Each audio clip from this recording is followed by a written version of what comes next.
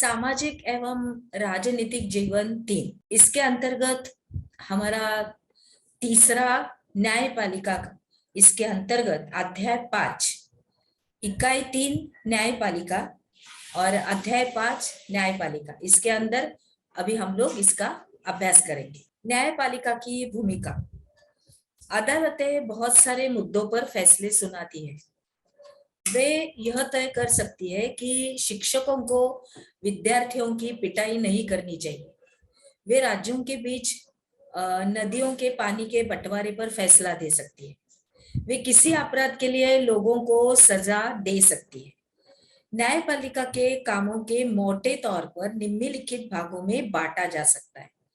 विवादों का निपटारा। इसके अंतर्गत आप देख रहे हैं कि न्यायिक व्यवस्था नागरिकों और नागरिक व सरकार, दो राज्य सरकारों और केंद्र व राज्य सरकारों के बीच पैदा होने वाले विवादों को हल करने की क्रियाविधि मुहैया कराती है। आगे देखते हैं बच्चों, यहाँ पर हम लोग एक न्यायिक समीक्षा, संविधान की व्याख्या का अधिकार मुख्य रूप से न्यायपालिका के पास ही होता है। यह है भारत का सर्वोच्च न्यायालय और संसद द्वारा पारित किया गया कोई भी कानून संविधान के आधारभूत ढांचे का उल्लंघन करता है तो वह उस कानून को रद्द कर सकता है और उसे न्यायिक समीक्षा कहा जाता है। आगे बढ़ते हैं बच्चों। कानून की रक्षा और मौलिक अधिकारों का क्रियान्वयन। इसके अंतर्गत हम लोग अभी देखेंगे कि अगर देश के किसी भी नागरिक को ऐसा लगता है कि उसके मौलिक अधिकारों का उल्लंघन हुआ है तो वह सर्वोच्च न्यायालय या उच्च न्यायालय में जा सकता है।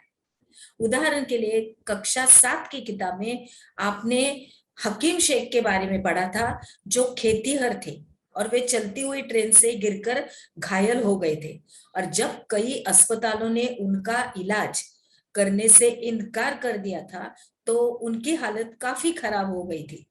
इसी मामले की सुनवाई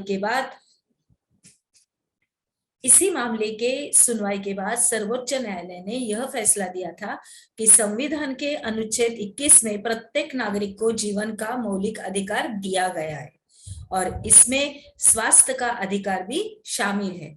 फलस्वरूप न्यायालय ने पश्चिम बंगाल सरकार को आदेश दिया कि वह अस्पतालों की लापरवाही के कारण हकीम शेख को जो नुकसान हुआ है उसका मुआवजा दे। सरकार को यह आदेश भी दिया गया था कि वह प्राथमिक स्वास्थ्य व्यवस्था की रूपरेखा तैयार करे और उसमें आपात स्थितियों में रोगियों के इलाज पर एक विशेष ध्यान दिया जाए। आगे बढ़ते हैं। स्वतंत्र न्यायपालिका।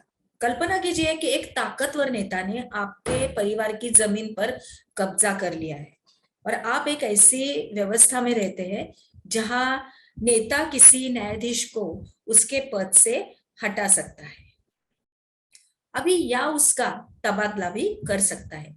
जब आप इस मामले को अदालत में ले जाते हैं तो न्यायाधीश भी नेता की हिमायत करता दिखाई देता है। नेताओं का न्यायाधीश पर जो नियंत्रण रहता है उसकी वजह से न्यायाधीश स्वतंत्र रूप से फैसले नहीं ले पाते और स्वतंत्रता का यह अभाव न्यायाधीश को इस बात के लिए मजबूर कर देगा कि वह हमेशा नेता के ही पक्ष में अपना फैसला सुनाए। और हम ऐसे बहुत सारे किस्से जानते हैं जहां अमीर और ताकतवर लोगों ने न्यायिक प्रक्रिया को प्रभावित करने का प्रयास किया, लेकिन भारतीय संविधान इस तरह की दखल अंदाजी को स्वीकार नहीं करता। इसलिए हमारे संविधान में न्यायपालिका को पूरी तरह स्वतंत्र रखा गया है। इस स्वतंत्रता का एक पहलू है शक्तियों का बंटवारा। जैसा कि आपने पहले अध्याय में पढ़ा था कि यह हमारे संविधान का एक बुनियादी पहलू है और इसका मतलब यह है कि विधायिका और कार्यपालिका जैसी सरकार की अन्य शाखाएं न्यायपालिका के काम में दखल नहीं दे सकती और अदालतें सरकार के अधीन नहीं है, न ही वह सरकार की ओर से काम करती है।